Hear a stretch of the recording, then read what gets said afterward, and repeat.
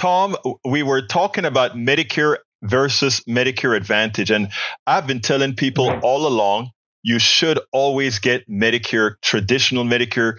Do not get Medicare Advantage. And what you placed in the chat surprised me. You said that you don't have a choice. You have to take Medicare Advantage. What's the reason for that? Well, I'm not. It's not mine. I have regular Medicare but it's my partner Elaine.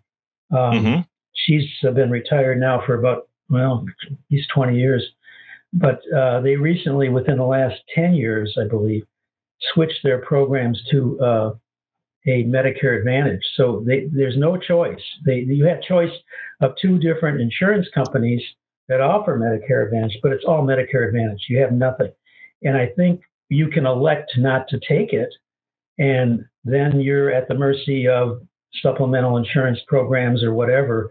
And then because of age and whatever and other qualification requirements, you'll be lucky to get any kind of coverage other than basic Medicare. So they basically have said, if you want a good retirement health insurance program under Medicare, you have to take Medicare Advantage. You have no choice. There's no choice. So I'm glad you explained it that way. I am glad you explained it that way, because I think what you just said is so important. I think what happened, and tell me if I'm correct here, your wife was a part of a teachers union, is that correct? That took care of paying her Medicare premiums, is that correct? That's correct, yes. Okay, and what happened is... She pays something every month. Right. But here's the deal, and for everybody that's listening to me, it's important that they hear this. Yes, the unions would do the best deal that they can, and they like just like how the government was hoodwinked into supporting private insurance via Medicare for Medicare Advantage with your Medicare dollars. So is insurance companies. Insurance companies would have normally paid, because they promised you a low rate, they would have gotten the traditional Medicare and then they would have paid your Medigap. Well, they got a better deal somewhere that says, you know what? If we are going to pay your insurance, we got a better deal with Medicare Advantage. Whether it's good insurance or not, we got a better deal with one of these two Medicare Advantage plans. But because you stayed with the union's policy, as soon as you turn 65, you have to go. If you did not take the union policy, you could have gone directly to Medicare and disregarded the union policy and bought your own Medigap and took traditional Medicare, in which case you would not have to go through the actuarial tables. But if you take the union's plan and you get older and sicker, and you decided, I don't want Medicare Advantage, I want traditional Medicare, because of the way the law is written, which is fraudulent in my opinion, you now have to requalify for not Medicare. You can get Medicare just fine. The 20%, you'll get the 80% just fine. The hospital and the doctors, you'll get that just fine. The problem is that 20% and the Part D.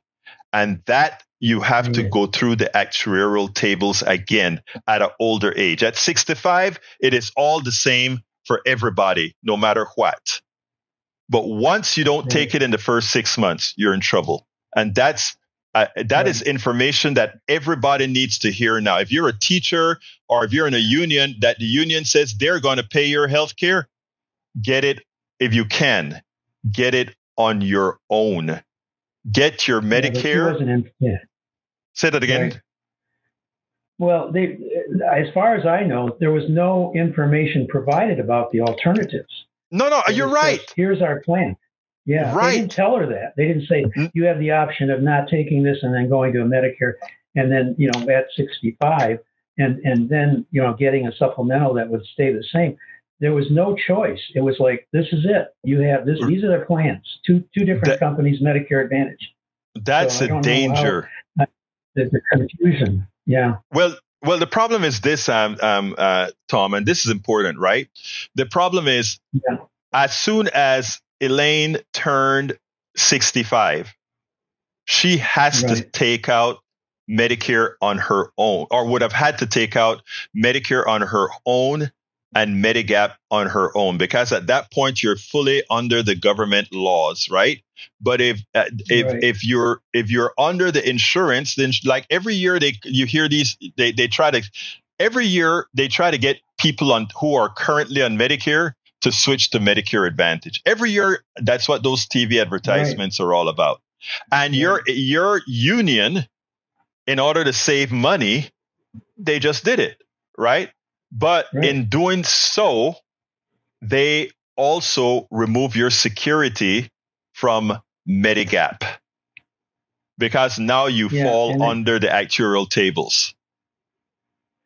Yeah, and now see, I'm telling her about what you've been saying about Medicare, and I said, well, you know, why don't you have a choice between one of these plans and taking your own? But then she can't do it because of this the problem with the supplemental. And see, that's what when Mike Cisak was saying, oh, you have a choice. It may be true initially you have a choice, but not once you get under this Medicare Advantage. Exactly. You're pretty much stuck with it. And that's what you have to understand. Exactly. And that is why what we're doing here, Tom, and that's why I really wanted to get your story on, that we could actually make something, a real life story that people can see whenever we're advising them. Do not take Medicare Advantage. Go for the standard government Medicare and supplemental. Now, here's a caveat. Here's a caveat. There are some people that don't have a choice because they cannot afford the Medigap at all. And that's just the country we live in. We are an evil healthcare system. And some people don't have a choice. They don't. That's right. They may have a choice, but it's kind of a choice that, you know, one that doesn't help them at all. It makes it even worse. So it's not really a choice. Yeah. Exactly. Okay. What I was advising let me just real quick. What I was advising folks is a lot of doctors don't care about the 20%, but that is the thing you have to decide on your own. But thank you so kindly, Tom, for calling in, my brother. Okay. Have a great one. Thank you, Egberto, for everything you do. You too. Thank you, brother. Peace. We spend a lot of time deconstructing the news, trying to parse it into a form that everybody can understand. We try to find those little nitpicks where it flies above the fray, etc. If you really like these videos that we do, I want to ask a big favor. Please go ahead, number one, subscribe to our channel, and number two, please join if you can. Thank you so kindly for watching. Keep watching. Please remember to share. We must populate the entire internet with our progressive message, a message that we know is what most Americans say that they want. So help us, please join.